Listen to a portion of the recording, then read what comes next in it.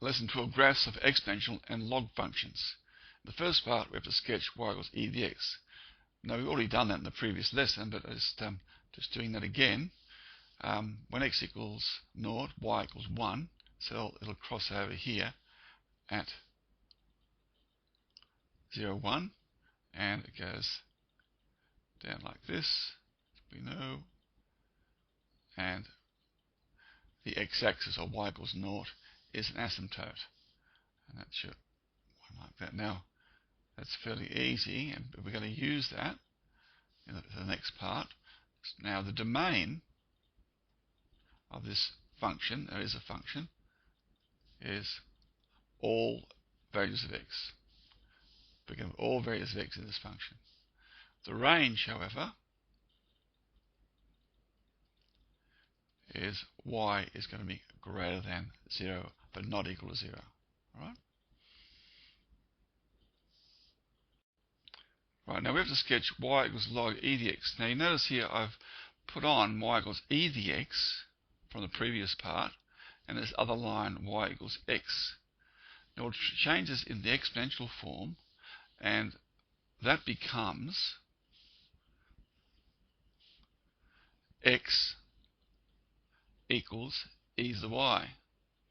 Now you notice it's the same as that, except the x and the y are interchanged. Now this is what's called an inverse function, and to work out what the graph of this will look like, all we have to do is reverse the x and the y ordinates. So this 0, 1 becomes 1, 0. Look at that, the log of 1 is 0, so it'll pass through there. Right, now you notice here that this is the x-axis is the asymptote, so this time the y-axis becomes an asymptote. So it'll approach this one from this angle here, and it'll just come up like this. And the way it'll come up is interesting, because this y equals x acts like a mirror, and these are reflections about that mirror. So if you take the points like this, okay, they would be symmetrical about the line y equals x. And this is called an inverse function, and you'll be dealing with a lot of those types, very important functions, inverse functions. And you notice what's happened here. I'll write this down just to remind you for the exponential function. Remember, the domain for this one, the domain was all x, and the range was y greater than 0. Now for the log function, for y equals the log of x, the domain is x greater than 0. X is greater than 0, but not equal to 0. And the range is all of y.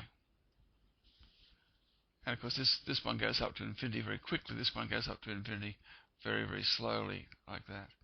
A few interesting things come out of this, a few definitions for the logs. Now from here you can see that if the domain is x greater than 0, then you can't have the logs of negative numbers or log of 0. If you try putting that into the calculator, it simply won't work for any logs. Another little thing here, you'll notice that all numbers greater than 0 but not equal to 0 and less than 1 are going to be negative. So all fractions, logs of all fractions, are negative. Right? So that's an important thing to remember. So this little graph gives you a lot of information about your log function.